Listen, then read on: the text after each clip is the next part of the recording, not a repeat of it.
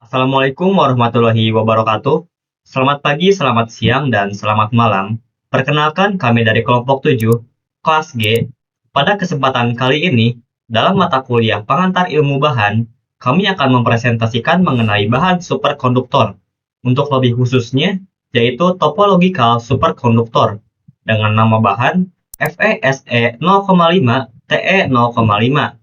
Untuk definisi dan juga perbandingan antara topological superkonduktor dengan material superkonduktor yang biasanya juga akan ditambahkan pada penjelasan pada sesi pembahasan berikutnya.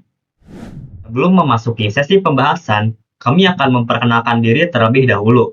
Perkenalkan, saya Bimo Akses Saifullah dengan NIM 03, Maizan Arifin dengan NIM 09, Abdullah Taqiyuddin dengan NIM 22, Faik Ridho Prasetya dengan NIM 35, Yafi Dwi Pramuaji dengan NIM 28. Selanjutnya, kita akan mulai ke pembahasan paling awal kita, yaitu adalah sifat dasar dari FeSe 0,5 Te 0,5 ini. Untuk yang pertama tentunya yaitu bersifat topologi. Pada sifatnya yang topologi ini akan mempengaruhi beberapa hal. Contohnya yaitu mempengaruhi struktur energi elektron. Jika kita bandingkan dengan superkonduktor yang biasa, pada material superkonduktor yang biasa, mereka memiliki normal band gap, yaitu seperti band gap yang biasanya, pita konduksi akan berada di bagian atas dan pita valensi akan berada di bagian bawah. Namun, pada material superkonduktor topologi ini, dia memiliki inverted band gap. Contohnya yaitu seperti FeSe 0,5 Te 0,5 ini, yang dimana pita valensi yang seharusnya berada di bagian bawah akan menjadi di bagian atas, dan pita konduksi yang seharusnya berada di bagian atas akan menjadi di bagian bawah, sehingga strukturnya akan berubah seperti ini di beberapa poin saja. Dan inverted band gap ini akan menjadi dasar pembentukan bagi surface atau edge state yang nantinya akan menjadi jalur yang akan dilewati oleh elektron yang berada di surface, dan juga dasar pembentukan bagi direct cone dan juga Majorana. Untuk yang kedua yaitu memiliki surface atau edge state. Surface atau edge state ini dapat terbentuk karena sifat topologi, khususnya yaitu karena inverted band gap ini, yang dimana jalur elektron di tepi material akan terbentuk akibat bulk energy gap yang disebabkan oleh inverted band gap ini, yang menyebabkan elektron yang berada di surface tidak dapat masuk ke bagian dalam material, sehingga tetap akan di bagian dasar atau di tepi material, di mana tempat tersebut merupakan perbatasan antara material dan juga lingkungan bebas sekitar. Hal yang istimewa dari surface atau edge state ini, yaitu elektron tetap dapat melewati jalur tersebut meskipun di surface atau tepi material tersebut memiliki kecacatan. Hal ini dapat disebabkan karena sifat topologi yang dimiliki oleh FeSe 0,5 Te 0,5 ini, dan juga karena inverted band gap. Selanjutnya kita akan masuk ke poin ketiga, yaitu surface berbentuk direct cone. Jika kita kaitkan dengan poin kedua sebelumnya yang membahas tentang surface atau edge state, ternyata jalur yang dilewati oleh elektron tidak datar, namun berbentuk seperti cone, dengan titik tengah bernama direct cone. Direct cone ini juga dapat membantu kita untuk mengetahui bagaimana hubungan antara energi yang dimiliki oleh elektron dengan momentum yang dimiliki oleh elektron. Jika kita lihat pada gambar yang di kanan, momentum pada sumbu X dilambangkan dengan Kx, momentum pada sumbu Y dilambangkan dengan Ky, dan energi yang dimiliki oleh elektron dilambangkan dengan sumbu Z. Yang keempat yaitu memiliki dua jenis gap. FeSe 0,5 Te 0,5 memiliki dua jenis gap, yaitu superconducting gap dan juga bulk energy gap. Dua jenis gap ini dihasilkan dari dua kondisi yang berbeda pula. Pada superconducting gap itu dihasilkan karena FeSe 0,5 Te 0,5 ini memiliki sifat superkonduktor, sedangkan bulk energy gap dihasilkan karena FeSe 0,5 Te 0,5 ini memiliki sifat topologi. Dan berhubung FESE 0,5 TE 0,5 ini memiliki sifat keduanya, yaitu superkonduktor topologi, maka sudah seharusnya dia juga memiliki dua jenis gap, yaitu superconducting gap dan juga bulk energy gap. Untuk sifat dasar selanjutnya yaitu dapat membentuk vortex. Seperti yang kita ketahui, jika material superkonduktor dihadapkan dengan medan magnet, maka material superkonduktor tersebut akan menolak medan magnet dikarenakan Mr. Effect. Namun, jika kita memberikan medan magnet yang cukup kuat pada FeSe 0,5 Te 0,5, maka medan magnet yang cukup kuat tersebut dapat menembus permukaan FeSe 0,5 Te 0,5 di beberapa titik. Pada titik yang dapat ditembus oleh medan magnet yang cukup kuat tersebut akan kita namakan sebagai vortex. Dan di inti vortex ini memiliki superconducting gap sama dengan 0. Dengan catatan, superconducting gap sama dengan 0 hanya berlaku di inti vortex saja, bukan di keseluruhan material. Selanjutnya yaitu dapat membentuk Majorana zero mode. Majorana zero mode hanya akan terbentuk ketika vortex muncul. Hal itu dikarenakan sifat superconducting gap sama dengan 0 yang dimiliki oleh inti vortex. Jika superconducting gap sama dengan 0 di inti vortex yang juga berada di permukaan, maka tentunya hal itu akan mempengaruhi perubahan struktur elektron dan juga perubahan kondisi elektron di surface atau di permukaan FeSe 0,5 Te 0,5 ini. Sehingga perubahan kondisi dan struktur elektron tersebut akan memicu terbentuknya Majorana zero mode dengan energi sama dengan 0. Pada gambar bagian kanan, kita dapat mengamati Majorana zero mode dengan menggunakan STM dan juga STS. Pada awalnya, mereka akan mengamati struktur permukaan FeSe 0,5 Te 0,5 menggunakan STM, yaitu Scanning Tunneling Microscope. Lalu, selanjutnya, mereka akan mendeteksi energi di sekitar permukaan tersebut menggunakan STS atau Scanning Tunneling Spectroscopy. Jika ditemukan energi sama dengan 0 di permukaan tersebut, maka disitulah letak Majorana zero mode, karena Majorana zero mode memiliki energi sama dengan 0. Mekanisme topologi. Topological superconductor dibuat dengan menempelkan topological insulator atau TI dengan S-wave superconductor melalui proximity effect. Topological insulator digunakan untuk mendapatkan sifat topologinya. Lalu S-wave superconductor adalah untuk mendapatkan sifat superkonduktornya. Lalu proximity effect adalah fenomena ketika sifat superkonduktor menjalar ke material non-superkonduktor yang ditempelkan dengannya.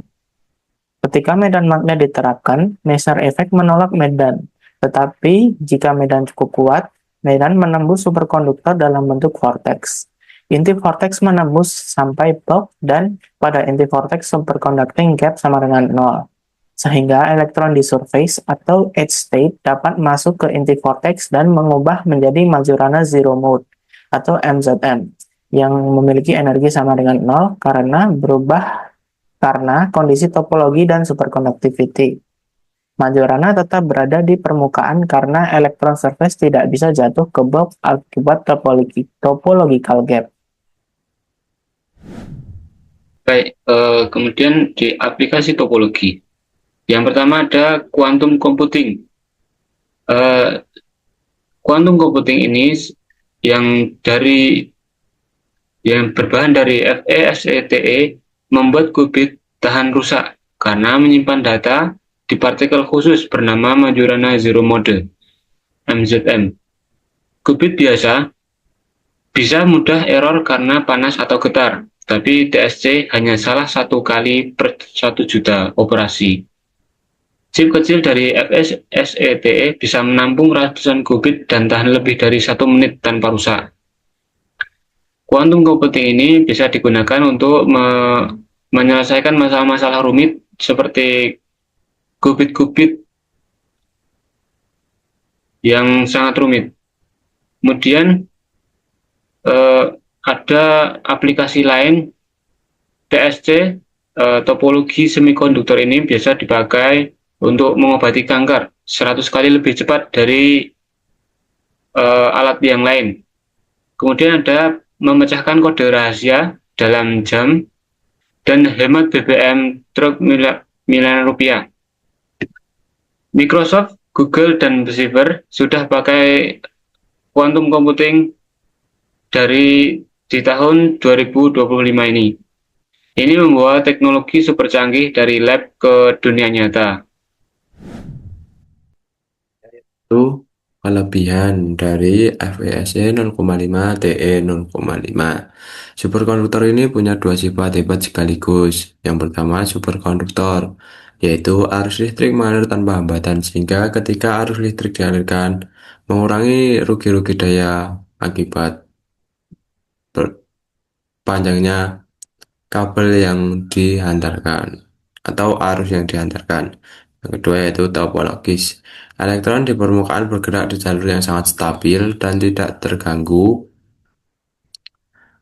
Gabungan dua sifat ini membuat FESET E0,5 sangat menarik untuk teknologi masa depan, terutama komputer kuantum. Baik, kita masuk ke kelebihan. Yang pertama yaitu memiliki jalur khusus elektronnya sendiri, topological surface state. Elektron sangat stabil di permukaan, di mana material ini memiliki jalur khusus di permukaan di mana elektron dapat bergerak dengan cara yang sangat stabil dan terisolasi dari bagian dalam material.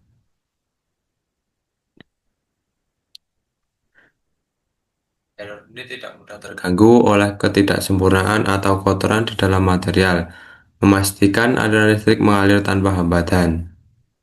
Sifat topologis ini membuat elektron di permukaan bergerak di jalur yang sangat stabil dan tidak mudah terganggu. Yaitu yang kedua, superkonduktor plus topologis alami, tidak memerlukan gabungan material lain.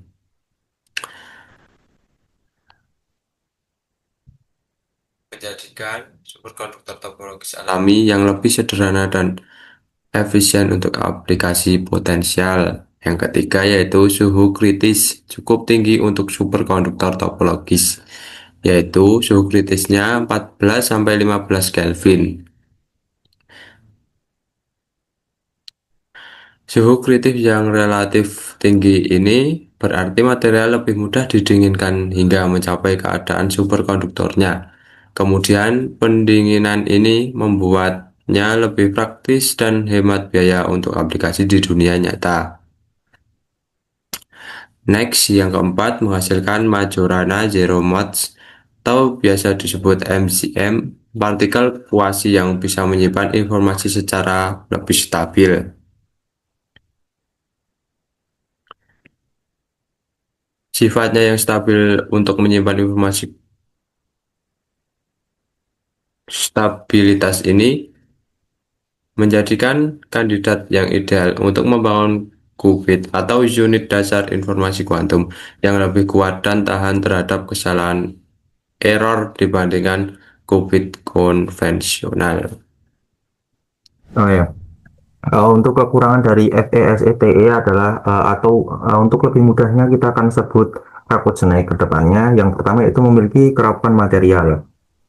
Charcot-Snake memiliki struktur kristal tetragonal yang menghasilkan sifat rapuh atau brittle. Karena rapuh, materialnya tidak dapat ditarik atau digulung untuk membentuk kawat superkonduktor atau filamen tebal atau pita panjang untuk transportasi arus listrik dalam skala yang besar. Padahal untuk aplikasi dalam kehidupan nyata, kabel transmisi superkonduktor, mesin MRI, dan kereta maglev, format yang dibutuhkan adalah wire atau tape yang fleksibel dan bisa diproduksi dalam ukuran yang panjang. Sifat rapuh inilah yang menyebabkan Charcot-Snake sangat sulit diproduksi karena resiko patah, kerusakan mikro, dan cacat mekanika yang sangat tinggi. Yang kedua ada kerapatan arus kritis atau JC yang rendah. Kelemahan kedua adalah nilai arus kritis JC yang masih rendah. Artinya kemampuan material untuk mengantarkan arus listrik tanpa hambatan mudah turun jika terdapat cacat kristal, permukaan material kotor atau teroksidasi, dan yang ketiga adalah terkena medan magnet luar. Dibandingkan superkonduktor lain seperti YBCO, karbonik masih jauh di bawah standar untuk aplikasi arus besar. Karena itu karbonik kurang ideal untuk penggunaan berat, misalnya pada sistem levitasi magnet dan perangkat elektromagnetik dalam skala yang besar. Yang ketiga adalah sulit stabil secara kimia. Karbonik mudah mengalami oksidasi ketika bersentuhan dengan udara. Ketika oksidasi terjadi, strukturnya mengalami perubahan. Yang pertama, menurunkan TC atau suhu kritis. Yang kedua, bisa berkurang kualitas superkonduktivitasnya. Dan yang ketiga, munculnya ketidakstabilan komposisi. Karena sifat reaktif ini, karbonik harus diproduksi, disimpan, dan diuji dalam lingkungan vakum atau gas inert seperti argon. Hal ini akan menambah tingkat kesulitan dalam pembuatan secara industri dan menambah budget untuk melakukan produksi. Yang keempat, ada distribusi unsur tidak homogen. Karena Se dan Te memiliki ukuran atom yang berbeda, sehingga ketika membentuk struktur krista terjadi ketidakseragaman komposisi yang menyebabkan penurunan Tc, struktur multilayer tidak stabil, dan sifat superkonduktivitas yang tidak konsisten. Artinya meskipun menggunakan prosedur sintetis yang sama, hasilnya sering tidak seragam, sehingga sulit diproduksi dalam skala kualitas yang stabil untuk kebutuhan jangka panjang seperti industri. Yang kelima adalah biaya sintetis dan pendinginan yang relatif mahal. Kekurangan lainnya adalah suhu kritis yang rendah, yaitu hanya sekitar 14-15 Kelvin untuk mencapai kondisi superkonduktor. Material ini harus didinginkan menggunakan helium cair yang harganya jauh lebih mahal jika dibandingkan oleh peralatan yang lainnya dan membutuhkan peralatan cairogenik yang khusus untuk mendinginkannya. Selanjutnya, sebagai perbandingan, kita akan menggunakan YBCO yang hanya beroperasi dengan nitrogen cair pada suhu sekitar 77 Kelvin, sedangkan FeSeTO TE membutuhkan sistem pendinginan yang lebih mahal dan kompleks.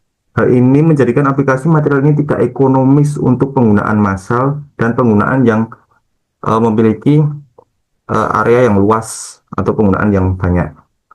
Sekian yang dapat saya sampaikan.